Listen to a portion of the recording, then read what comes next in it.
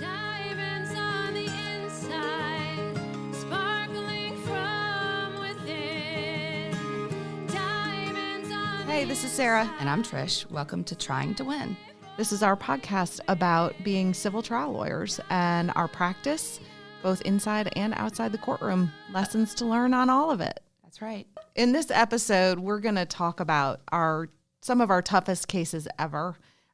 So it should be lessons learned from Battle. definitely battle. Battle scars, battle in wounds. some instances, sometimes circumstances that arose that were completely unexpected. Sometimes just how to manage a really tough witness. All of that will be wrapped up in this episode. Tough witness and tough lawyers on the other side. Sometimes tough judges, actually. Yeah, I mean, there's a lot of things that make a case hard. It may be that it's really hard because of the facts that you have. It might be really hard because of who opposing counsel is. And it can be really hard sometimes because there's a really good witness against you in a case. So there's a lot of different ways to describe what your toughest case is. So these will be just a few. I'm sure we've had many. They all feel like they're pretty tough to me, but Well, yeah. I'm still looking for that easy one. Haven't had an easy one No, ever that no. I'm aware of. But some are just Tougher than others. tougher Yeah. than others. So do you want to go first? Me go first. Sure. Gosh, mine was probably about 6 years ago. And in my case, I think the thing that made it so difficult, so let me go back a minute, because you and I have had a lot of trial experience because of the way we sort of, quote unquote, grew up, right?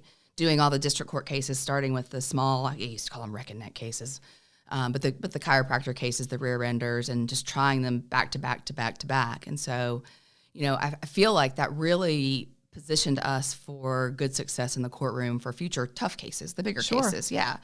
And it gave us a lot of tools that maybe some of the lawyers who came from the larger, more traditional law firms where there was more at stake and the cases were bigger, and you couldn't throw a first-year associate in a trial situation. So we really kind of, I don't know, I like to consider ourselves to be somewhat street fighters. Like, we learned the hard way. We learned by growing up in the courtroom, making the mistakes that we've talked about on here, seeing what other lawyers do, seeing what works and what doesn't work, and getting yelled at. I mean, the bailiff coming and telling you, hey, don't do this or whatever. So we really had that advantage. And in this particular case, for me, I came up against a lawyer on the other side who grew up the same way. And he was a street fighter. And I mean a street fighter.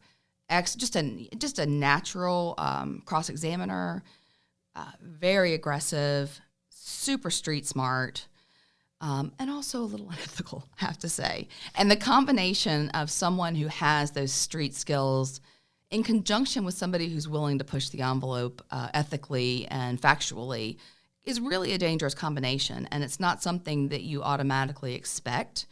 And it's not something I had encountered quite in this way before, but it really made for a tough case. And It's certainly not something that they teach you about in law school. No. That there are going to be people like that out there that Yeah. might push the envelope on Yeah, you and yeah. might do some things that might raise some eyebrows if you're a law professor, but is something that happens in courtrooms around the country every day. Yes. I mean, I think that there are lawyers that are, what do you say, fast and loose with the facts. And when you have someone like that on the other side with the experience and the tenacity and the aggression all mixed in one, it's a very dangerous combination, because I not only am trying to tell my story of my case and the narrative that we want the jury to hear, but I'm also having to watch over my shoulder all of the moves that my opposing counsel is making. So in this particular case, I'll give you one story just to give it a good example. So this was a medical malpractice case, and I had a witness on the stand, a very, very distinguished, who's an expert, and I was representing the physician, and the plaintiff there was an injured plaintiff on the other side claiming that the physician had caused him to have very serious injuries. Anyway, so I had an expert witness who was going to testify and support my physicians and explain the care that they gave and et cetera and what happened. And this guy was from an Ivy League university, had a CV 200 pages long, had written everything about everything. I mean, he was wonderful, and very great expert, just had tons of credentials and clout. And presented really well. In fact, I had him on direct. We did our, PowerPoints and showed videos and pictures and explained everything. And the jury was nodding, and I felt so good about the way things were going. And so the lawyer on the other side gets him to cross-examine him, and he says, "Isn't it true, doctor, that 1/3 of your income comes from testifying for doctors?" And I'm objection. I mean, well, I don't even know why I'm objecting, because I don't know where he's going with this, but I know it doesn't sound good, right? And that's always a good reason to object. You might get lucky. Sometimes you just have to do that, right? He says, "No, that's not the case." And the lawyer says, "Doctor, I'm going to ask you again. Isn't it true that 1/3 of your income comes from doing things like this, representing doctors, getting paid for representing doctors?" Doctor on the witness stand says, "Absolutely not." "Well, now, doctor, you've testified before under oath that 1/3 of your income comes from doing what you're doing today. You make 33% of a living doing what you're doing right now, don't you?" He says, "I have no idea what you're talking about." Of course, he whips out a piece of paper, gets the whole thing out and whips out the piece of paper and walks up to the witness to impeach him. "Do you remember testifying in XYZ case?" Yeah, I remember that. "And I'm going to show you this. Is this your name on the transcript?" "Yes, that's it. That's me." I'm going to read you what it says, and I want you to read your answer. Question: "Doctor, how much of your income comes from representing or serving as an expert witness on behalf of physicians and hospitals?" "Read your answer, doctor." 1/3, right? So now I've built up this person. He'd given this great story. The jury was nodding with us. And in just 5 minutes, his credibility has been completely destroyed. He looks like a hired gun, and it was awful. And I was objecting and asking to see. So the lawyer on the other side hands me the piece of paper, right, the transcript, gives it to me. Sure enough, it's my doctor. It's a page in a deposition. And I'm saying, I want the whole deposition. Or at least the page before I that one. need to see what this says, right? Because, I mean, right. my doctor, I know he doesn't do this very often. I mean, and he doesn't lie. He barely agreed to do it for me, right? I mean, I had to beg him. So anyway, needless to say, he won't do it again. But anyway, I finally, after the lunch break, I said, I want the whole thing. The judge finally said, he's like, the lawyer says, "I don't have it with me. I only have this one page," of course, right? So finally, the judge says over lunch, "Go get the rest of it and give it to her." And lo and behold, you would not believe what he did. The page before that said, of the income you derive from being an expert witness, how much of it comes from representing doctors and hospitals? 1/3. So it wasn't 1/3 of his annual income. It was 1/3 of the money that he makes serving as an expert. Right. And guess where the other 2/3 came from? Representing plaintiffs, patients. Right. Yeah. So he'd taken something that actually made my guy look more credible and more honest, because he rarely does this. And when he does, 66% of the time, he does it for the patient against the doctors, and made it this whole different scenario. So context is everything, and I guess context and perspective. Yeah. And he pulled that a few times during trial. And the lesson I came away with after all of that, I mean, he had some other hoodoos. The lesson was, don't ever trust what the other person is saying. Always double check, get the whole truth, right? The whole truth, and nothing but the truth, and make sure that you've got that so that you can be prepared in the event you come across somebody like that. Now, I'm not going to say that it was intentional. Well, I'm not going to say it was intentional.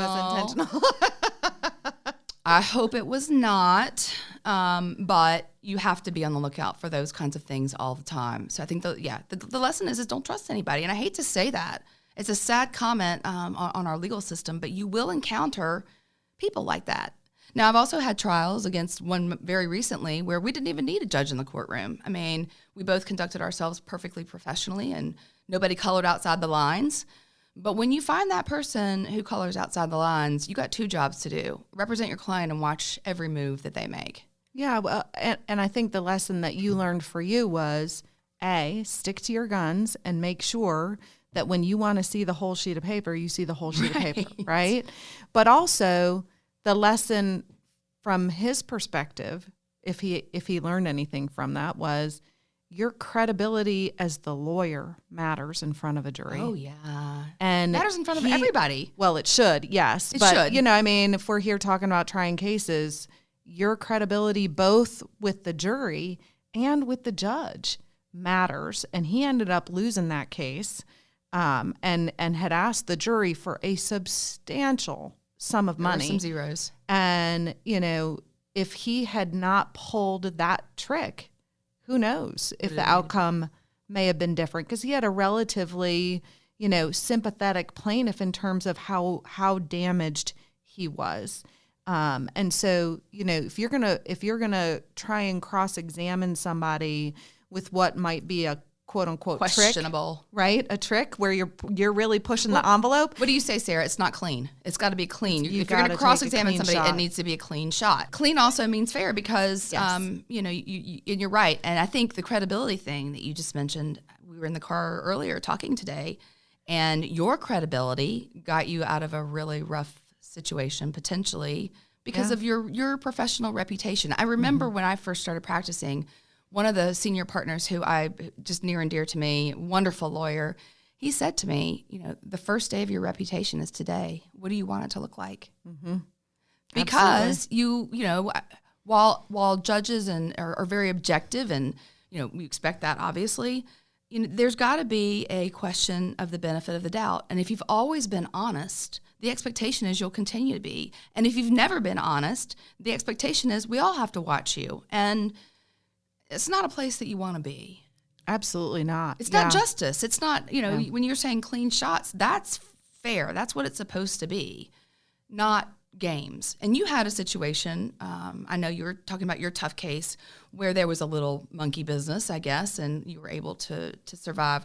I'm not sure how much monkey business there was, but there was definitely him.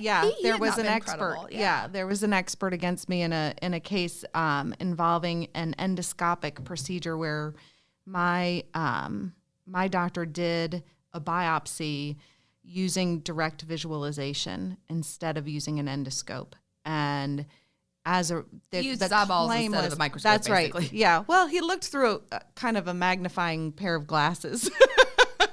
But it definitely wasn't an endoscope. And as a result, the patient in that case actually passed away as a result of a complication from the procedure that he did. And the allegation was if he had used an endoscope instead of just looking through the magnifying glass, the outcome would have been different. And the other side brought forth an expert, I think I can say where he's from, Chicago, incredibly well-written, great CV, as you said earlier. His curriculum vitae outlined all of his training and his experience, and he had written a ton, and he was mean and tough. And I remember taking his deposition and thinking, I got nothing on this guy. Like, I have no idea how we're going to pull this out. Not to mention that my client looked like he was 90 years old, and he had bad cataracts. Mm-hmm. And it was almost like his eyes were cloudy. So I've got a whole case where my doctor is being accused of not seeing something very well. Oh, God. He looks like he can't see very well. And I've got this rock star of an expert that they're brought in from Chicago against me. And I was terrified of that case, even though I really felt like my client had met the standard of care and we had a good defense. It was still, you've got to evaluate your cases, not just based upon whether or not you think what your client did was right, but is a jury going to think that they did it right? That's, it's not just our opinion. It's what's going to be the opinion of the 12 that are going to make the decision. So we went into that case, and I was dreading the day when I was going to have to cross-examine that guy, because I could not think of a way to hit him and take away his credibility. No questions is not going to work. No. When they present an expert, you can't say, I have no questions of this witness, Your Honor. It's like they may as well just drop the mic on you right then. That's right. And I think it was the Sunday before he was set to testify on Monday, and I was reading through everything that he had written about endoscopic procedures. And I'm reading and I'm reading and I'm reading, and I'm like, oh my gosh, this guy is so good. Like, how am I going to get him? And then I notice at the end of each scientific journal article that he has written in a peer-reviewed journal, that there is a statement in there of disclosure that he has to make because he serves on the scientific advisory board of a number of endoscopic companies that manufacture the product that he's saying my client should have used in this case. So it's like, so the whole case was like an advertisement for the company that he's getting paid by. Essentially, yes. Oh, wow. And so he also happened to be a professor at a medical school. So then I went from the scientific journal articles that he had, I went to the university's website to see if they had to put something on their website about their affiliations with different companies. And in fact, they had an ethics statement from the university about their physician instructors and that they have to disclose that all of their affiliations with any companies that give them money that they sit on the scientific advisory boards for. So I printed out that page from the university's website. So basically what you're saying is, so he's accusing your doctor of malpractice for not using a scope. Mm-hmm. The scope he's saying that should have been used is a scope that he endorses and gets paid for. Yes. And his university also endorses and gets paid for. And they have put all of these disclaimers on everything he's written saying, hey, we might have a conflict of interest here. Basically, because we get money from this company. Okay, I gotcha. And then I called you and said, holy shit, Tricia, I think I got him. Which is exactly what I said. And we talked about it, and you're like, you've got to set him up. You told me you did. You said you've got to set him up. You start with that, and literally start and say, how long have you been here today, doctor? How many hours have you been sitting on that witness stand testifying? Oh, that sounds really good. Yeah, it was pretty good. Because that's not something I would have done. Keep going. Like, I'm the clinical one, right? So you're the creative one. You came up with that idea. And so I did. I started with that. Doctor, how long have you been here today? We started court this morning at 9:30. What time did you get on the witness stand? So how many hours do you think you've been up there? How many hours do you think you've spent testifying? And he it's like trying to do the math in his head and is like, where the hell is she going with this, right? And I'll never forget the trial judge in the case, and I think Judge Kincaid, who's retired now. Yes, he's retired now. Who I have always been a fan of, but it's all of a sudden he sits up in his chair because he knows something's coming. Like he's been a trial judge long enough, right? That you see the judge sit up, and I was like, I got him. Yeah. Like if I got him, I got the room, right? Right. And I said, so when were you planning to make your ethics disclosure to this jury? And he kind of looked at me. The other side is out of their chair objecting. Oh, of course, because they still don't know where you're going. Right. And the judge looks at me, he goes, do you have a point? And I said, I have a point, Your Honor. Yes, I have a point. And he goes, I'm going to give her a little latitude here, gentlemen. Miss Lincoln, go ahead. And so I walked up to him with the first journal article that I had that he'd written, 20 years earlier about endoscopes that had the disclosure on it. And I went through, I don't know, maybe 3 or 4 of those articles. And then I said, but not only that, but your university requires you to make these disclosures. In fact, it's an ethics statement by your university that requires you to make that statement. So when was it that you were going to tell these ladies and gentlemen of the jury that you have a conflict of interest in this case? Oh, wow. See, that just destroys him, right? It's all about credibility. Destroyed him. And, even substantively, if all of his comments and his, expertise shown through, you just, in 5 minutes, it's gone. Yeah. Yeah. And I will tell you, and I, didn't he the lawyers on that, letter? The lawyers on the other side, not me, he sent a letter to my doctor. And Wow. he apologized. He sent a letter to my doctor after that trial apologizing for not having that perspective before he came to court and testified. And we won that case. I'm not sure he would have apologized if we lost it. I don't know. Maybe he still would have. But yeah, I still have that letter. I'm going to save that letter forever. I don't blame you. I don't blame you. But, you can find things that are not a direct line of attack. Right. Right. Like that didn't go to it didn't go to what he had said explicitly. It didn't go to his qualifications necessarily. He wasn't unqualified. In fact, he was overqualified. He was biased though, and that was the problem. Yes. And he didn't tell anybody. Yes. And then, and that's great. And that was good. And it was a lot of fun.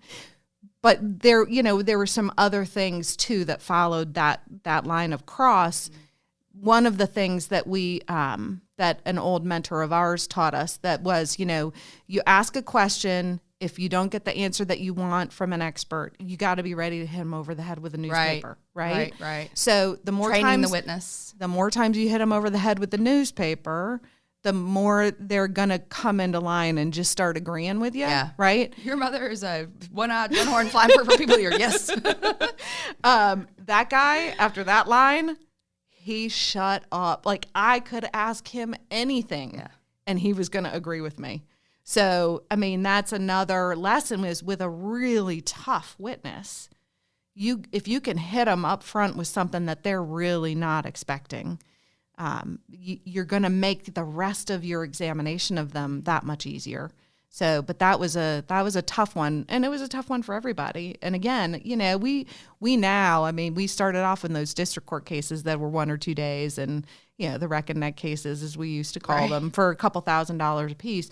We're not in that world anymore. I mean, what we're dealing with now is millions and millions of dollars, and some pretty tough issues with some pretty sympathetic people on the other side. Professional credibility. They're our clients, the doctors and nurses and other healthcare professionals we represent, I mean, their credibility hangs on line too. So they care. Of course they do. And we care for them as well. That's part of doing a good job. Yeah. So I have a story to tell on the credibility thing now that we've kind of gone off on that, because what we're talking about really is that the tough cases we've had, a lot of them come down to credibility. Right. Mm-hmm. They really do. And not only yours as the lawyer, but your clients and the witnesses. And I will tell you, I had one where I was representing a hospitalist, and the plaintiff's expert was an internist. Now, the difference is internal medicine is kind of like your family practice, your PCP, whatever. Primary care physician. Hospitalists are pretty much internists, right? Oh, thank you, primary care physician. Hospitalists are the same thing, only they work exclusively in the hospital. So it used to be that your primary care doctor would come to the hospital. Now it's the hospitalist. Anyway, there's a slight difference in the two practices. One's in the hospital and the other's out of the hospital. So there was a witness that was testifying who was an internist. I had the hospitalist. And I needed to find a way, because this guy was super credible. He was a professor. He was a big deal. Mm-hmm. He was a great witness, and just super likable and just very charismatic, and he was smooth, and the jury was eating him up. And I needed to find a way, same thing as you, like what am I going to do with this person? And so much of it is that eureka moment or stumbling into a creative moment where you realize something. And so what I did was similar to what you're talking about. I went on the website for where he teaches, where he's a professor, and it's a medical school. And it just so happened there was a job position open to be an assistant professor of hospital medicine. And in order to qualify at his institution to even apply for a job as an assistant professor in hospital medicine, you had to have had at least 3 years working exclusively in the hospital, right? Which he had not done. So how beautiful was that, right? He was an internist outpatient and did very little in the hospital. So it turns out he couldn't even qualify at his own institution for an assistant professor position as a hospitalist. Yet here he was, flew all the way to where we were, in the courtroom, testifying against my hospitalist. So basically, he couldn't even do what your guy did. Done. Yeah. Wash your hands. You're done. Yeah. You couldn't even do it at your own school. So, it's amazing, I guess, that don't stretch, right? Whether you're the plaintiff's lawyer, whether you're the expert, whether you're the defense lawyer, you don't stretch, because when you stretch, sometimes you break, Yeah, or somebody chops off your hand. Or somebody, Or somebody really gets you. Yeah, I mean, I think that's true. I mean, and we talk about that all the time, that particularly on cross-examination, as a lawyer maintaining your credibility, you have got to be able to get that shot off cleanly. Yeah. You got to think of every possible way they're going to answer that question and how you're going to respond to it to hit them over the head with the newspaper. I mean, like, every single step has to be and how do you learn controlled. That? How have you learned that? Practice, and preparation. Watching other people do it. We have, because of the type of practice that we have, we very frequently are in the courtroom with a co-defendant trying cases.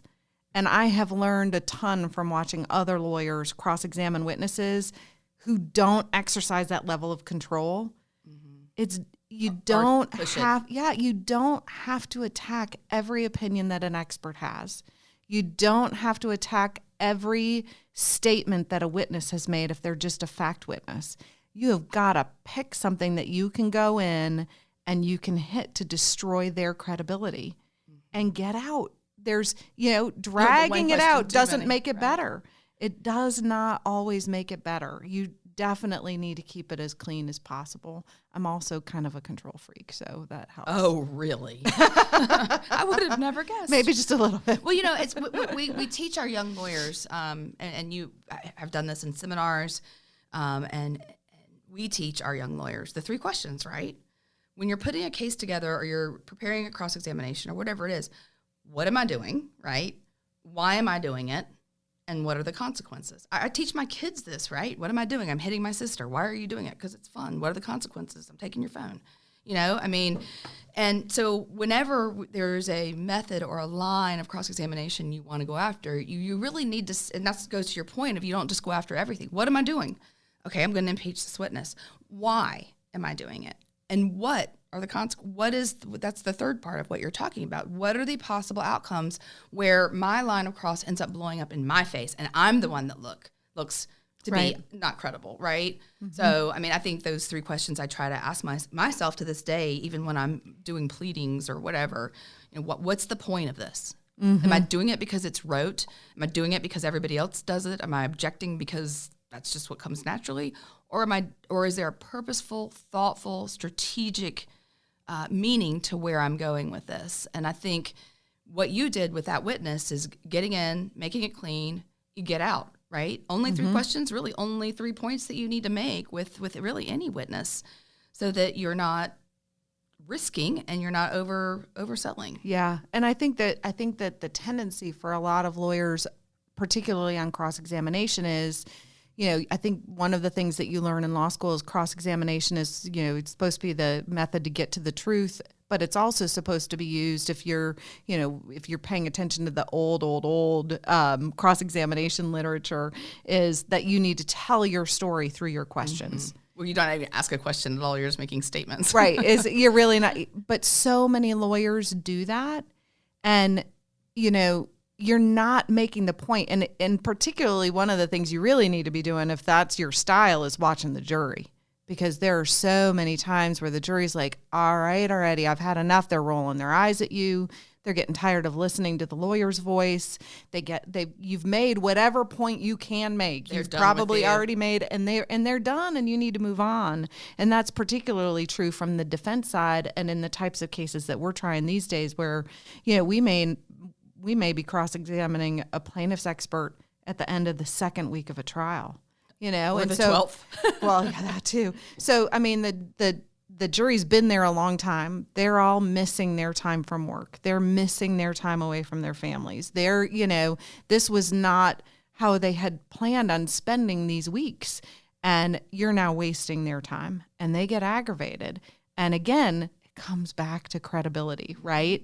And whether they like you or not weighs into whether or not they find you to be credible. Whether or not they think it or not, right? Right. Implicit. Yeah. Unintentional bias. Absolutely. Absolutely. So it's just so important to pay attention even to those little details as you're presenting your case and presenting your cross-examination of a witness, or even the direct. One of the things I wanted to ask you about, because we're talking about the toughest cases, you had in 1 year, I think you tried 4 cases, but two of them were baby cases. 2 bad baby cases. And what I wanted to ask you is, does the injury of a child make it a harder case for you personally? Yes, for a little bit of background, Trish and I are both moms. I have 2 daughters. Trish has a son and a daughter. My kids are now grown. They're at least one of them is in college and one of them has graduated from college.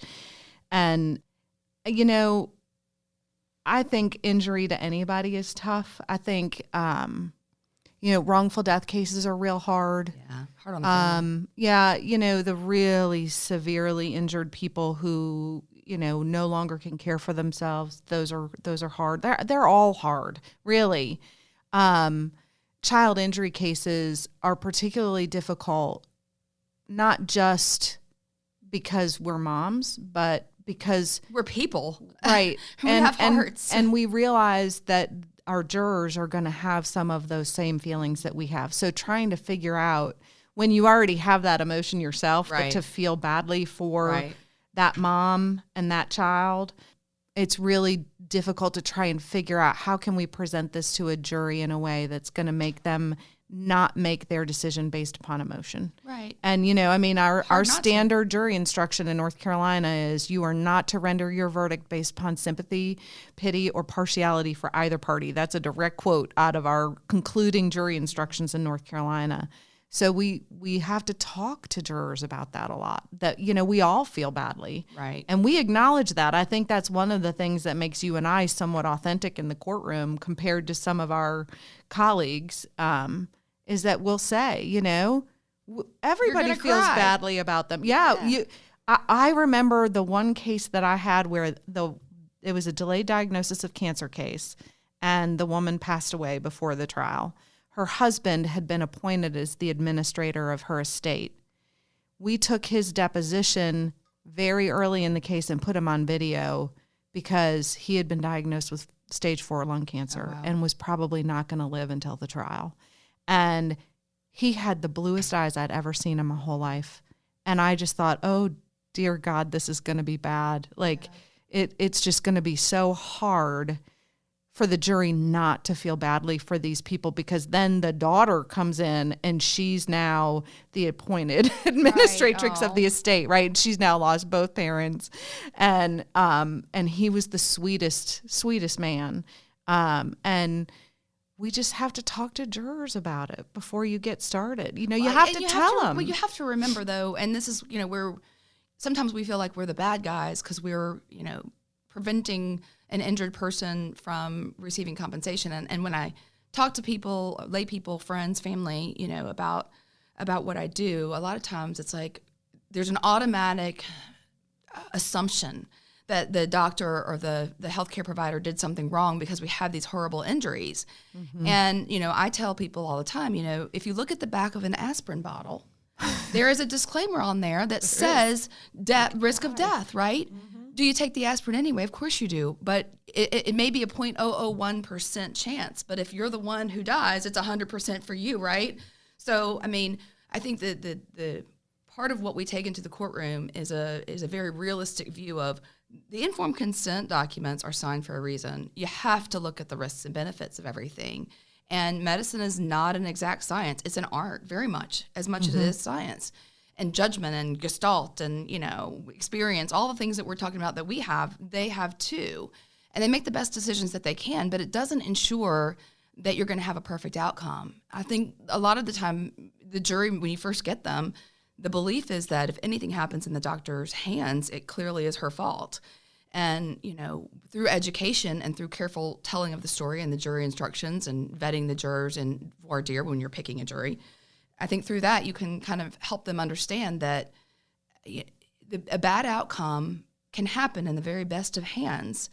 We can have a bad result in a case, even though we've done everything right? Right. I mean, that can happen. Hey, there's a winner and loser in every single one of our cases. And it doesn't mean that the other side was negligent. That's right. Right. That's right. And so, you know, I think there has to be an understanding of that. But the sympathy factor, especially with the kids, I think is really hard to get past. It's tough. I mean, I've teared up before seeing a minor child come into the courtroom who's been injured, and you know, it's a human response. It doesn't mean that we don't care. It means that what we're doing is upholding the law and helping the jury understand that bad things happen to good people and outcomes can be bad despite the very best hands and experienced teams. So it's still terrifying when you've got 4 or 5 jurors in the box crying during your trial. Oh yeah, over the sympathetic plaintiff who's sitting there. You know, I mean, it is. But I've seen 12. I've seen 12 cry. You can still come back. Still come back in favor of the win. defense. Yeah, because they can understand that at some point they have to separate themselves from the emotion and the law. So they don't just understand that. We've helped them to understand that. I mean, that's got to be part of the process. Our job, yes. Yeah. Yes. And the lawyers who ignore that, the lawyers who are afraid of that, the lawyers who are defending doctors and in jury selection don't ask the question, how many of you have had a bad experience with a healthcare provider? Because all 12 of them are raising their hands. I mean, goodness sake, yes. Ask the question. You need to know these things, right? Yeah, but absolutely. I think, again, that gives you that authenticity that you understand that there's going to be. I mean, heck, I raise my hand. I've had bad experiences with healthcare providers for sure. I still defend them. That's pretty good. Right? Do you do that in Fort Deer? Heck yeah, I I like do. that. That's pretty cool. Nobody's objected yet. Huh. Now they will. So the takeaways. Credibility, I think, is what we've been talking about. Period. Yeah. That's really tough. Tough cases are tough because either there's been a credibility issue either against us or in our favor. And Yeah, and sometimes you can't defend everything. against them. That's my other really tough story is my case with the physician who died during our first trial. Yeah. So I had a case, Scott Addison in our office and I were trying it. It was a hard case, very high profile plaintiff who's an athlete and our doctor who was a surgeon. And the Monday of the second week of the trial, we were getting ready to do opening statements and we got the call at the courthouse that he'd been found dead that morning. And doctor. Yeah, on his way, middle he of was the on his case. way to court. I remember that phone call. Oh, that was a hard phone call. I was, you think, I mean, I think we in particular have a reputation for being pretty hard. I think most people don't appreciate that we cry behind actually closed doors. are emotional to some extent. We hide that most of the time pretty well. I mean, but we have our moments, and that was a moment. I'm not going to lie. One of the few times I've cried in the courtroom. Awful. And so, of course, they had to declare a mistrial immediately. I mean, we had no idea how to even begin to manage that at that point. And we ended up a year later having to try that case without him. Fortunately or unfortunately, I'm not sure which, they had put his deposition on video. And so we did have his videotape testimony where the plaintiff had done all the questioning because we don't usually ask our doctors a lot of questions following the plaintiff's examination of them at a deposition unless there's something that we really feel like we need to clarify, correct. You didn't have a crystal ball to know he wasn't going to be there at trial, No, right? No, I definitely did not. Or I would have made him go to the hospital the day before he died. In any event, so what was crazy is, and we talked about this a little bit earlier today, is, the case that you start with is not necessarily the case that you end up trying. And what these lawyers did, frankly, was brilliant. And they completely changed their theory of the case. And they changed their theory of the case to an informed consent theory.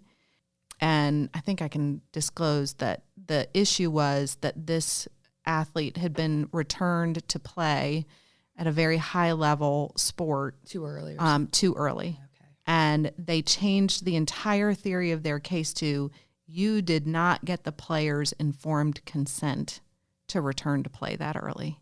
You didn't explain to him all the risks and possibilities. Yeah, because they don't sign informed consents for return to works. Correct. Yeah. That's correct. And that had not been their theory when they took my client's deposition. So he couldn't. That had not been their theory when we started the trial the last time.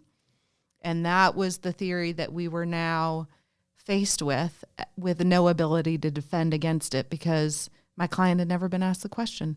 What conversations had they had about going back to play? And there's nothing you can do about that. Nothing. And they surely do not teach you how to deal with that No, in when a client law has school. something like that. Good God, no.